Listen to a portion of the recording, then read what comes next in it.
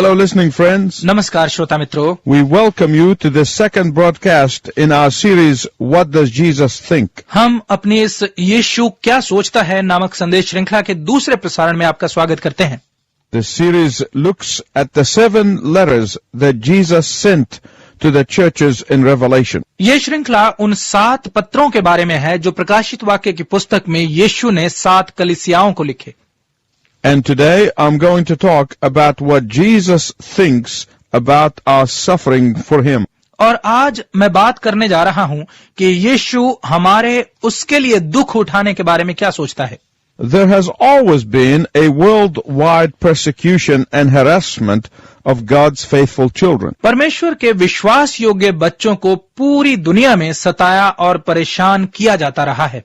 And that is why the message of the resurrected Jesus to the church in Smyrna is a message for every believer. और इसीलिए जी उठे मसीह का Smyrna की कलीसिया को संदेश हर विश्वासी के लिए संदेश है।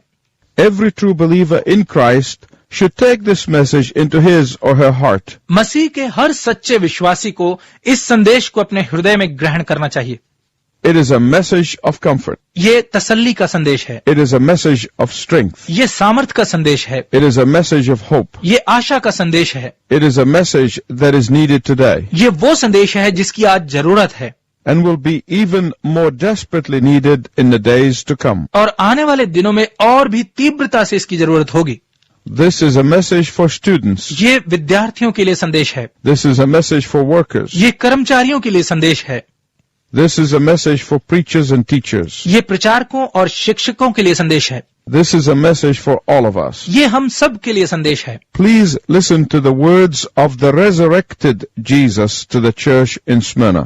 कृपया जी उठे मसीह के द्वारा स्मुरना की कलीसिया को कहे गए वचनों को सुनिए। And it is found in the book of Revelation, the last book of the Bible, chapter 2, verses 8 to 11. और ये मिलते हैं बाइबल की अंतिम पुस्तक प्रकाशित वाक्य उसके 2 अध्याय के 8 से 11 पदों में। स्मुरना की कलीसिया के दूत को यह लिख, जो प्रथम और अंतिम है, जो मर गया था और अब जीवित हो गया है, वो ये कहता है कि मैं तेरे कलेश और दरिद्रता को जानता हूं, परंतु तू धनी है, और जो लोग अपने आप को यहूदी कहते हैं और हैं नहीं पर शैतान की सभा हैं, उनकी निंदा को भी जानता हूं।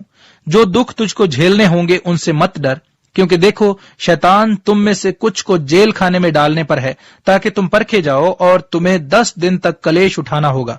प्राण देने तक विश्वासी रह, तो मैं तुझे जीवन का मुकुट दूंगा। जिसके कान हो वह सुन ले कि आत्मा कलीसियाओं से क्या कहता है। जो जय पाए उसको दूसरी मृत्यु से हानि न पहुंचेगी। In our last broadcast, we saw that the church in Ephesus was a church that was biblically sound. अपने पिछले प्रसारण में हमने देखा कि इफसुस की कलीसिया बाइबल की शिक्षा में परिपक्व कलीसिया थी। But they had lost their first love for Jesus. परंतु उन्होंने मसीह के लिए अपना पहला प्रेम खो दिया था। The church in Smyrna is only one of 2 churches out of the 7 that received no condemnation. 7 कलीसियाओं में स्मुरना की कलीसिया 2 ऐसी कलीसियाओं में से एक है जिन्हें कोई खंडन नहीं सहन करना पड़ा। Smyrna received no correction or rebuke. Smyrna को कोई डांट या सुधार नहीं दिया गया। Believers in Smyrna were hated because they were faithful. Smyrna के विश्वासियों से नफरत की जाती थी क्योंकि वो विश्वास योग्य थे। And because they were hated, they were persecuted. और क्योंकि उनसे नफरत की जाती थी इसलिए उन्हें सताया जाता था। And because they were persecuted, they loved Jesus all the more. और क्योंकि उन्हें सताया जाता था वो यीशु से और भी अधिक प्रेम करते थे। Smyrna is the modern day city of Izmir in Turkey. Smyrna तुर्की का आधुनिक शहर इजमीर है। It's about 35 miles north of Ephesus. ये इफसुस के उत्तर में करीब 35 मील की दूरी पर है। This city was a great trading city. ये शहर एक बढ़िया व्यापारिक शहर था। It was a beautiful city. ये बहुत ही खूबसूरत शहर था। It was called the ornament of Asia. इसे एशिया का श्रृंगार कहा जाता था। It was called the flower of Asia. इसे एशिया का फूल कहा जाता था। It was founded as a Greek colony back in 1000 BC. इसे 1000 BC में एक यूनानी नगर के रूप में बसाया गया था। But about 600 BC, it was totally destroyed by the Lydians. परंतु करीब 600 बीसी में लिदियों ने इसे पूरी तरह बर्बाद कर दिया And it remained desolate for more than 400 years until the Romans rebuilt it in 195 BC. और ये करीब 400 सालों तक वीरान पड़ा रहा जब तक कि 195 बीसी में रोमियों ने आकर इसे फिर से न बसाया Because of this rebuilding, Smyrna became indebted to Rome. इस पुनर्निर्माण के कारण समुरना रोम का कर्जाई हो गया Smyrna became the very first city to build a temple to the goddess Roma in order to show their gratitude to Rome. समुरना वो पहला शहर बना जिसमें रोम के प्रति आभार व्यक्त करने के लिए रोमा देवी का मंदिर बनाया गया In fact, they became more Roman than Romans. बल्कि वो रोमियों से भी अधिक रोमी बन गए They built temples for every god that they could think of. उन्होंने हर उस देवता का मंदिर बनाया जो उनके दिमाग में आया Zeus, ज्यूस Apollo, सूर्य देवता Aphrodite, कामुकता का देवता to mention just a few. ये कुछ हैं Why am I telling you all of this? मैं आपको ये सब क्यों बता रहा हूं Because the very people who bowed down to every god that they could think of क्योंकि वही लोग जो हर उस देवता के सामने झुकते थे जिसके बारे में वो सोच सकते थे they were the same people who accused the worshippers of the one true God of being atheists. यही लोग थे जिन्होंने एक सच्चे परमेश्वर के उपासकों पर नास्तिक होने के दोष लगाए My listening friend, when you understand this, you will understand that the devil has not changed his tactics in 2000 years. मेरे श्रोता मित्र जब आप ये समझ जाते हैं तो आप ये भी समझ जाएंगे कि शैतान ने 2000 वर्षों में अपनी चालें नहीं बदली हैं Many times unbelievers accuse Christians of unbelief. बहुत बार गैर विश्वासी लोग मसीहियों पर अविश्वासी होने का दोष लगाते हैं Many times those who do not worship the one true God attack the worshippers of the one true God. बहुत बार वो जो एक सच्चे परमेश्वर की उपासना नहीं करते वो एक सच्चे परमेश्वर के उपासकों पर प्रहार करते हैं Well, think about this. खैर इस बारे में सोचिए The most loving people on the face of the earth are accused of being hateful. धरती पर सबसे अधिक प्रेमी लोगों पर नफरतपूर्ण होने का दोष लगाया जाता है The most caring people on the face of the earth are accused of being unbelievers. धरती पर सबसे अधिक सहायक लोगों पर गैर विश्वासी होने का दोष लगाया जाता है See, the devil had not changed his tactics. देखिए शैतान ने अपनी नीतियां नहीं बदली हैं The devil did it in the city of Smyrna 2000 years ago, 2000 वर्ष पहले समुरना के शहर में शैतान ने ऐसा किया था and he does it today. और वो आज भी वही करता है The devil is the father of lies and confusion. शैतान सारे झूठ और उलझन का पिता है He creates confusion in the minds of the masses. वो लोगों की भीड़ों के मनों में उलझन पैदा करता है He confuses them so much that they can't distinguish between the truth and falsehood. वो उन्हें इतना उलझा देता है कि वो सत्य और झूठ के बीच में अंतर नहीं कर पाते But here's the good news. परंतु खुशखबरी ये है Jesus told the faithful believers in Smyrna the same thing that he says to the faithful believers today. यीशु ने समुरना के विश्वास योग्य विश्वासियों से भी वही कहा जो वो आज विश्वास योग्य विश्वासियों से कहता है उसने कहा I know.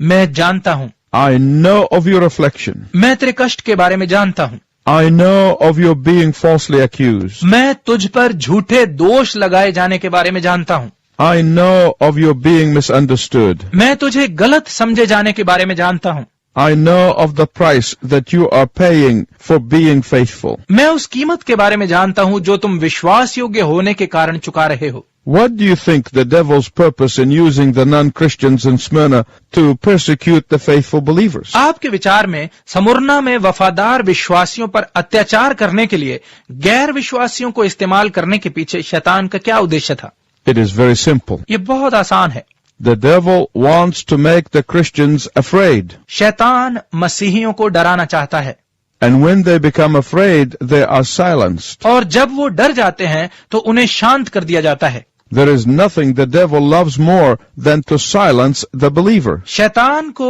एक विश्वासी को चुप कराने से अधिक खुशी और किसी बात में नहीं है He wants believers to keep their mouths shut about Jesus. वो चाहता है कि विश्वासी यीशु के बारे में अपने मुंह बंद रखें। If he can intimidate you into fear, he will silence you. यदि उसने आपको डरा दिया तो वो आपको चुप करा देगा। And that is why the risen Lord Jesus Christ begins his message to the believers in Smyrna by saying, I know. और इसीलिए पुनरुत्थित प्रभु यीशु मसीह स्मुरना के विश्वासियों को अपना संदेश ये कहते हुए शुरू करता है, मैं जानता हूं। After Jesus saying, I know, he then immediately tells them that he is the first and the last. यीशु ये कहने के बाद कि मैं जानता हूं, तुरंत वो उनसे कहता है कि मैं ही पहला और अंतिम हूं। The one who was dead and is now raised alive. वो जो एक बार मरा और अब जीवित उठाया गया है। And because of that, Jesus said, do not fear. और इसी वजह से यीशु ने कहा, डरो मत। There is nothing that can frighten away fear more than the fact of who Jesus is. यीशु जो है, इस तथ्य को छोड़ और कोई भी बात नहीं है जो डर को भगा सकती है। There is nothing that can banish fear like the power of the resurrected Jesus. ऐसा और कुछ भी नहीं है जो पुनरुत्थित यीशु की शक्ति के समान डर को खत्म कर सके। There is nothing that can replace fear with faith like knowing the power of Jesus. ऐसा और कुछ भी नहीं है जो डर की जगह यीशु की शक्ति को जानने जैसा विश्वास ला सके। Nothing will give you confidence in the midst of trouble more than fully trusting in who Jesus is. मुश्किल के बीच में यीशु पर भरोसा करने के अलावा और कुछ भी आपको आत्मविश्वास नहीं दे पाएगा। The pagans told the faithful to burn incense to the image of Caesar. अन्य जातियों ने वफादार मसीहियों से कहा कि वो सीजर की मूर्ति के सामने धूप जलाएं। The Christians politely said, no, thanks. मसीहियों ने नम्रता से कहा, नहीं धन्यवाद। The pagans told the faithful simply to add Jesus to all the other gods. अन्य जातियों ने वफादार मसीहियों से कहा कि वो बस यीशु को भी बाकी सब देवताओं के साथ जोड़े। And the Christians politely said, no way. और मसीहियों ने नम्रता से कहा, ऐसा नहीं हो सकता। The pagans told the believers, you will lose your jobs. अन्य जाति लोगों ने विश्वासियों से कहा, तुम्हारी नौकरियां छिन जाएंगी। You will become poor. तुम गरीब हो जाओगे। You will become destitute. तुम निराश्रय हो जाओगे। You will become an outsider. तुम बेगाने बन जाओगे। You will lose your life. तुम अपनी जान गवाओगे। But the Christians said, do what you want. परंतु विश्वासियों ने कहा, जो तुम करना चाहते हो करो। Because Jesus said to us, I am the Alpha and the Omega. क्योंकि यीशु ने हमसे कहा है, मैं अल्फा और ओमेगा हूँ। I am the beginning and the end. मैं ही शुरुआत और अंत हूँ। I died, but I rose again. मैं मरा और फिर जी उठा हूँ। I have power over death. मुझे मृत्यु पर शक्ति है। I have power over your enemy. मुझे तुम्हारे शत्रु पर शक्ति है। And I have power over fear. और मुझे डर पर शक्ति है। Even the Jews who were supposed to believe in Jehovah God. यहाँ तक कि यहूदी भी जो यहोवा परमेश्वर पर ही विश्वास करते थे, In order to save their skins, they turned on the Christians and handed the Christians over to their enemies. अपना बचाव करने के लिए उन्होंने मसीहियों को पकड़ पकड़ कर उनके शत्रुओं के हाथ में दिया। And that is why Jesus calls them the synagogue of Satan. और इसीलिए यीशु ने उन्हें शैतान की सभा कहा।